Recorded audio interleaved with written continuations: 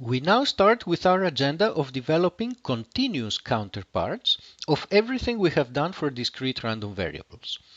Let us look at the concept of expectation. In the discrete case, we have defined expectation as a weighted average of the values x of the random variable, weighted according to their corresponding probabilities. In the continuous case, we define expectation in a similar way, as a weighted average of the possible values of x, weighted according to the corresponding value of the density. Points where the density is higher, for example here, will receive a higher weight in this calculation. But of course, since we are averaging over a continuous set, the summation will have to be replaced by an integral.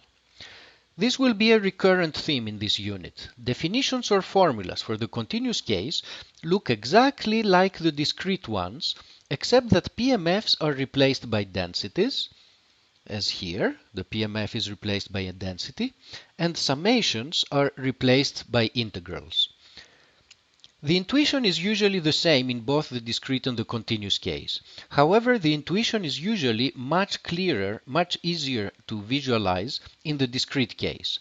So the best strategy is to make sure to understand fully the intuition for the discrete case and just rely on it. At this point, let me add some fine print, a mathematical side point. This integral, or the expectation, will not be always well defined. For this integral to make sense, we will need to make the assumption that the integral of the absolute value of little x, weighted according to the density, gives us a finite result. Unless we explicitly say something different, we will always assume that we're dealing with random variables that satisfy this condition, and so the expectation is well defined mathematically. Coming back to the big picture, regarding expectations, the intuition remains the same as in the discrete case, that the expectation represents the average of the values we expect to see in a very large number of independent repetitions of the experiment. In fact, there are also theorems to this effect, but these will have to wait until later in this class when we study limit theorems. Another intuitive interpretation that is true for both the discrete and the continuous case is that the expectation corresponds to the center of gravity of the probability distribution. So in this diagram it might be somewhere around here. And similarly for the continuous diagram, the center of gravity might be somewhere around here. And if it happens that the distribution, the PMF or the PDF, happens to be symmetric around a certain point, then that point will be equal to the expectation. Expectations of continuous random variables have all the properties you might expect. For example, non-negative random variables have non-negative expectations. Random variables that lie inside an interval have average values or expectations that also lie inside the same interval.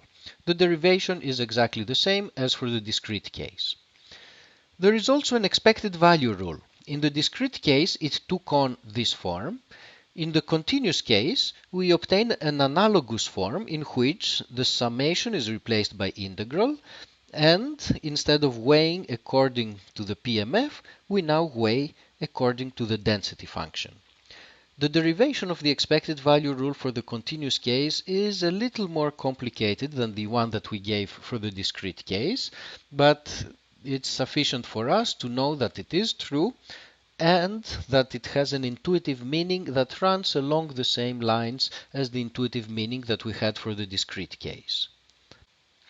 As an instance of how we might apply the expected value rule, if you wish to calculate the expected value of the square of a continuous random variable, you would proceed as follows. You would integrate over the entire real line the value of the function, which is x squared in our case, weighted according to the density.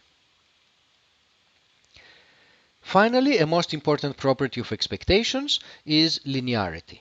Linearity is still true for continuous random variables as well, and the way it is derived is exactly the same as in the discrete case, namely we apply the expected value rule to this function of the random variable x and separate out the various terms. The story regarding variances is exactly the same as in the discrete case. We define variances using the same definition, and of course here mu stands for the expected value of the random variable x.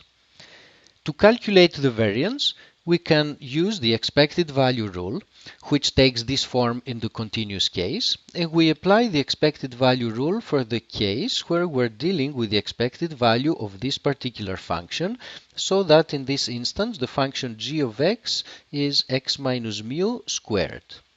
So by applying the expected value rule, we obtain the integral from minus infinity to infinity, the function g of x, weighted according to the density, and then we carry out the integration. We also define the standard deviation, same way as in the discrete case. We have a property about the variance of linear functions of a random variable, namely that if we add a constant to a random variable, this has no effect on the variance, but if we multiply a random variable by a constant, the variance gets multiplied by the square of that constant.